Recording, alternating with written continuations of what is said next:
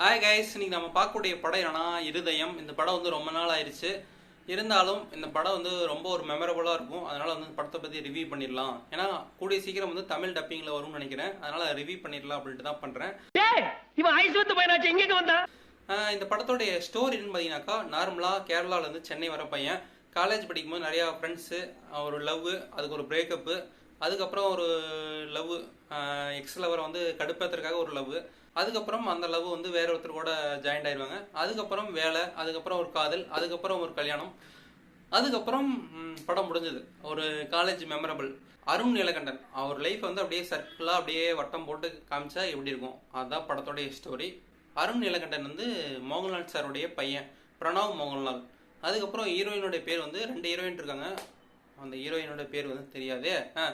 Sorry யுவரான, தங்களுக்கு தெரியாத சட்டம் ஒன்றும் இல்லை. அது என்னமோ பிரியா கல்யாணின்னு போட்டிருந்ததுப்பா. அது என்னமோ பிரியா கல்யாணி, அதுக்கப்புறம் அவங்க பேர் என்னமோ போட்டிருந்தது. ஆனா படத்துல அவங்க பேர் வந்து தர்ஷினி. மனமே பெண்கள் பக்கம் பார்க்காதே, பெண்களை தேடாதே. அதெல்லாம் தெரிஞ்சு என்ன பண்ண போறீங்க?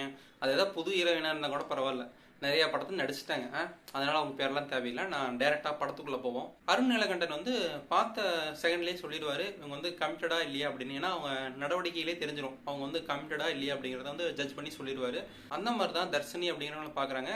அங்கே ஒரு ரேகிங் நடக்கும் காலேஜில். அந்த ரேகிங்கில் வந்து நீ ஜீன்ஸ் பேண்ட் போடக்கூடாது, நீ கெத்தாக இருக்கக்கூடாது அப்படிங்கிற மாதிரி நிறைய விஷயங்கள் ரூல்ஸ் எல்லாம் போடுவாங்க சீனியர். அதெல்லாம்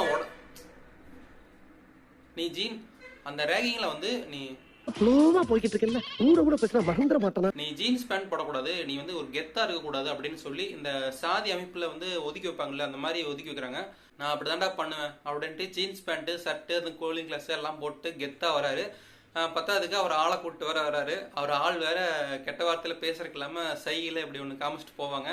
அதெல்லாம் வந்து ஒரு கூஸ் பம்ப்ஸா இருக்கும் படத்துல. அருண் நீலகண்டனுடைய ஃப்ரெண்ட் வந்து இருப்பாப்ல இல்லையா, ஆண்டனி அவர் பேர் நினைக்கிறேன் படத்துல. அவர் வந்து கிரெஸ்ஸை பார்க்க போகணும் அப்படின்ட்டு கூட்டிகிட்டு போவாப்புல. கிரெஸ்ஸோடைய ஃப்ரெண்டு வந்து இருப்பாப்புல. அப்போ வந்து நீங்கள் கமிட்டடா அப்படின்னு கேட்கும்போது இல்லை அப்படின்னு சொல்லிட்டு கிஸ் அடிக்கிறதுக்கு கொடையை தூக்கிட்டு போயிடுவாப்புல. அங்கே தான் ஒரு கலவரம் நடந்து மறுபடியும் நியூஸ் சேனல்லாம் அது ஸ்ப்ரெட் ஆகி அதுக்கப்புறம் வந்து சொல்லும் போது இவர் வந்து உண்மையை சொல்லிடுவாப்புல. உண்மையை சொல்லலாமா அப்படிங்கிற ஃப்ரெண்ட் கிட்ட கேட்பாப்புல. நீ பெரிய மகாத்மா காந்தி, உண்மையை சொல்லி பிரச்சனை ஏன்டா உண்டு பண்ற, வாயை முடிட்டு சும்மா வாடா அப்படின்னு பஸ்ல சொல்லுவாப்புல.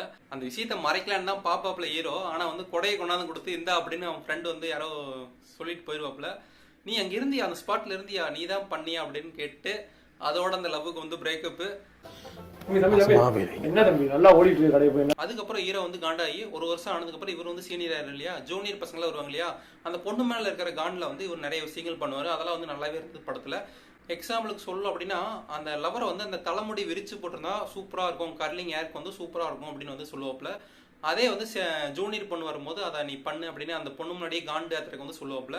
அதே மாதிரி அந்த பொண்ணு மேலே இருக்கிற காண்டில் வந்து ஜூனியர் பசங்களை வந்து அட்டாக் பண்ணி அடிக்கிறது எல்லாமே வந்து ரியாலிட்டிக்காக இருந்தது. ஏன்னா ஹீரோன்னு எடுத்துட்டா முழுக்க முழுக்க நல்லவங்களாவே கட்டுவாங்க படம் ஃபுல்லாகவே. இப்போ வர படங்கள் எல்லாமே அப்படிதான் இருக்கு.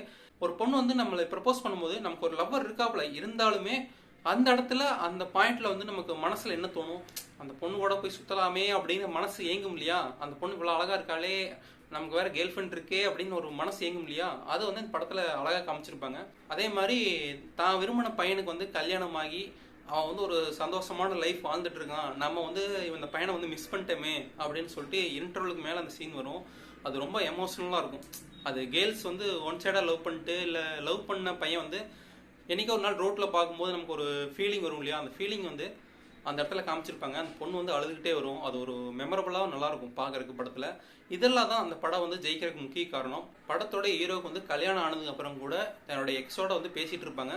தன்னுடைய மெமரிஸ் எல்லாம் வந்து அழகாக சொல்லி அதை வந்து ஃபீல் பண்ணி சொல்லிட்டு இருப்பாரு. தனக்கு குழந்தை பிறந்த விஷயங்கள் வந்து சொல்கிறதாகட்டும், தன்னுடைய க்ளோஸ் ஃப்ரெண்ட் வந்து இறந்ததுக்கப்புறம் தன்னுடைய எக்ஸ் வந்து ஆறுதல் சொல்கிறதாகட்டும், இதெல்லாம் வந்து படத்தில் நல்லாவே மேக் பண்ணியிருந்தாங்க. எக்ஸ் லவர் ஹீரோக்கிட்ட போய் பேசும்போது ஒய்ஃபாக வந்து பொசசிவ்னஸ் ஆகுறதும் அதெல்லாம் வந்து ரொம்ப நல்லா நீட்டாக இருந்தது பார்க்குறதுக்கு. நீங்கள் ஒரு 20 வயசுலேருந்து ஒரு 40 வயசு 45 வயசுக்குள்ளே இருந்தீங்கன்னா இது எல்லாமே உங்கள் லைஃப்பில் வந்து ரிலேட் பண்ணிக்க முடியும். உங்கள் இந்த சம்பவங்கள்லாம் ஏதோ ஒரு லைஃப் ஏதாவது ஒரு சம்பவமாவது என்ன இன்னைக்கு ரொம்ப ஜாம் ஆகுது, அதாவது ஒரு சம்பவமாவது உங்கள் லைஃப்பில் வந்து ரிலேட் பண்ணிக்க முடியும். அந்த மாதிரி சீன்கள் நிறைய படத்தில் பார்க்க முடியும். படம் வந்து ஒரு ஆட்டோகிராஃப் மூவி பார்த்தீங்களா, அதே மாதிரி தான். ஆட்டோகிராஃப்லன்னா ஸ்கூல் லைஃப், அந்த சைல்ட்ஹுட் மெமரிஸ் இதெல்லாம் காட்டுவாங்க. அந்த ஒரு பாட்டிலே வந்து காமிச்சிருவாங்க. அதுக்கப்புறம் காலேஜ் லைஃப், வேலை, அதுக்கப்புறம் கல்யாணம் அப்படியே படத்தை முடிச்சிருப்பாங்க. ஆனால் இந்த படத்தில் காலேஜ்லேருந்து அப்படியே ஸ்டார்ட் ஆகுது, அவ்வளோதான். வேற ஒன்றுமே வித்தியாசம் தெரியாது. அன்னைக்கு காலகட்டத்துக்கு ஆட்டோகிராஃப், இன்னைக்கு காலகட்டத்துக்கு வந்து இருதயம். இடையில பிரேமன் ஒரு படம் இருக்கு, அது வேற ஜானர், அது ஒரு விதமான மெமரிஸ் கொடுக்கும். அவனை சொல்லி நிறுத்துங்களேன்டா. இதெல்லாம் விட படத்தோட இன்டர்வல்ல வந்து ட்ரெயின் போயிட்டு இருக்கும்போது மச்சான் நீ நல்லாடுறா அப்படின்னு சொல்லும் போது அந்த ஃப்ரெண்டோடைய எமோஷன் காட்டியிருப்பாங்க. அதுக்கப்புறம் லவரோடைய பிரிவு, படம் முடிகிற ஓரத்தில் அந்த காலேஜோட ரூம் கீ வாங்கிட்டு போய் ஒரு மெமரிஸ் வந்து ஷேர் பண்ணி எழுதுவாப்புல. வெளியே வந்ததுக்கப்புறம் தன் எக்ஸோட நினைவாக வந்து அந்த தலைமுடியை விரிச்சு போட அப்படின்னு சொல்லி ஒய்ஃப் கிட்ட சொல்லுவாப்புல. அதெல்லாம் வந்து பார்க்கறதுக்கு வந்து நம்ம ஆள் மனசை வந்து பிராண்டும், அந்த எக்ஸோட மெமரிஸ் எல்லாம் வந்து பிராண்டும். என்னடா அங்கேயே நின்று. படத்தோட வெற்றிக்கு இன்னொரு காரணம் இருக்கு. நிறைய அனுபவங்கள் நம்ம லைஃப்ல சந்திக்கக்கூடிய அனுபவங்கள் வந்து படமா எடுக்கும்போது நம்ம வந்து ரிலேட் பண்ணிக்க முடியும், இது நம்ம லைஃப்ல நடந்திருக்குது இல்லை அப்படின்னு. இதுதான் படத்தோடைய வெற்றி. நீங்க லவ் பண்ணிருக்கீங்க, உங்க லைஃப்ல வந்து பிரேக்கப் ஸ்டோரின்னு நிறைய இருக்கு அப்படின்னாக்கா இந்த படம் பார்த்தீங்கன்னா ஒரு 2-3 இடம் நீங்க பார்ப்பீங்க. லவ்லாம் நீங்க பண்ணல, சிங்கிள், நான் பிறந்ததுலேருந்து ரொம்ப ஜாலியா இருக்கக்கூடிய லவ் ஃப்ரெண்ட்ஸோட அப்படின்னா உங்களுக்கும் படம் வந்து சூட் ஆகும். ஏன்னா எல்லா விதமான ஆடியன்ஸ்களையும் இதை கவர் பண்ணும் இந்த படம் வந்து. இந்த படம் வந்து ஒரு 1 டைம் வாட்சபிள்னு சொல்லவே மாட்டேன், நிறைய டைம் பார்க்கலாம். இந்த வீடியோ பிடிச்சிருந்தா லைக் பண்ணிடுங்க, ஷேர் பண்ணிடுங்க, கமெண்ட் பண்ணிடுங்க. நெக்ஸ்ட் வீடியோ சந்திக்கிறேன். எல்லாத்துக்கும் பாய்.